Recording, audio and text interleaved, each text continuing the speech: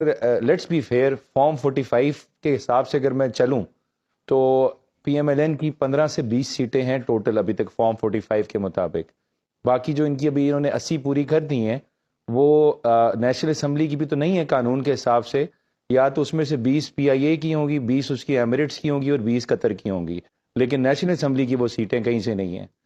جی ابوذر نیازی صاحب بتائیے، کوئی خبریں ہیں آپ کے پاس، کوئی ثبوت ہیں؟ 25 کروڑ کی بولیاں لگ رہی ہیں پی ٹی آئی کینڈیڈیٹس کی، یہ چھانگا مانگا کی سیاست چل رہی ہے. دیکھیں اس بات کو ہم ڈینائی تو نہیں کر سکتے. پاکستان میں جو پالیٹکس ہے اس کے اندر جو استعمال ہے 5,000 والے نوٹ کا اور یا چیک بکس کا، وہ کافی عرصے سے ہو رہا ہے. This is a reality, it's not something which we can deny. اس سے بڑا نوٹ نہیں ہے نا رانا صاحب. وہ کہہ رہے کہ اب ڈالر کی بات دبئی کریں، میں اگر پیمنٹ کرانی ہو تو وہاں پھر تو ڈفرینٹ کرنسی استعمال ہوگی. خیر دس از اے ریالٹی کہ پیسے کا استعمال ہوتا ہے، لوگوں کو خریدا جاتا ہے. لیکن اگر آپ دیکھیں نا، دیکھیں دیر از اے پیٹرن.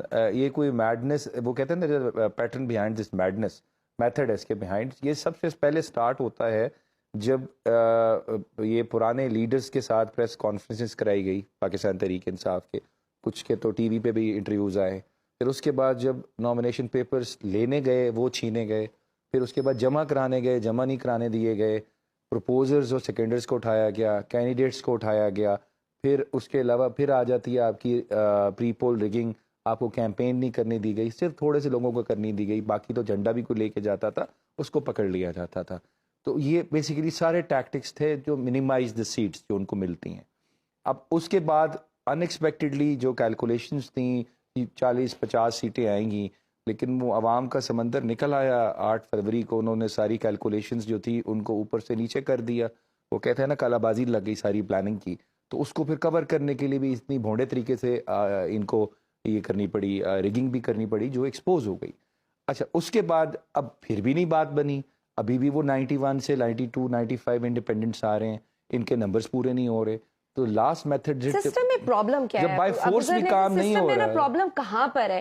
ووٹ دیا جاتا ہے ایمانداری سے اور پھر وہاں مینڈیٹ پہنچتا نہیں ہے جس کے لیے ووٹ دیا جاتا ہے. پھر وسیم قادر جیسی بہت ساری مثالیں سامنے آ جاتی ہیں. دیکھیں دو میتھڈز ہوتے ہیں، either you can buy loyalties through force اور تھرو منی. ٹھیک ہے، یہاں پہ فورس تو استعمال ہو چکی ہے، لیکن میرے خیال سے جب سے یہ اعلان ہو گیا ہے کولیشن پارٹنرز کا تو it will not be easy to use force. اب آخری میتھڈ رہ گیا ہے کہ آپ پیسے کے زور پہ استعمال کریں اور پیسے سے لائلٹیز خریدیں.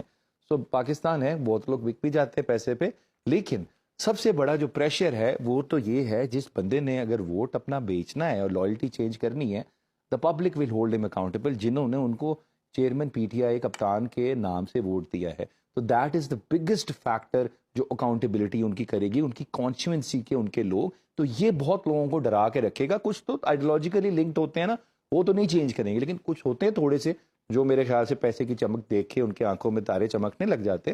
لیکن دا بیکلیش جو مورل ہوگا اور جو فیئر آف پبلک ہے ریاکشن ہوگا، that is the biggest factor. اس میں سے کوئی نہیں جائے گا، یہ سب پارٹی جوائن کر لیں گے اور جو خریدنا چاہ رہے ہیں میرے خیال سے ان کو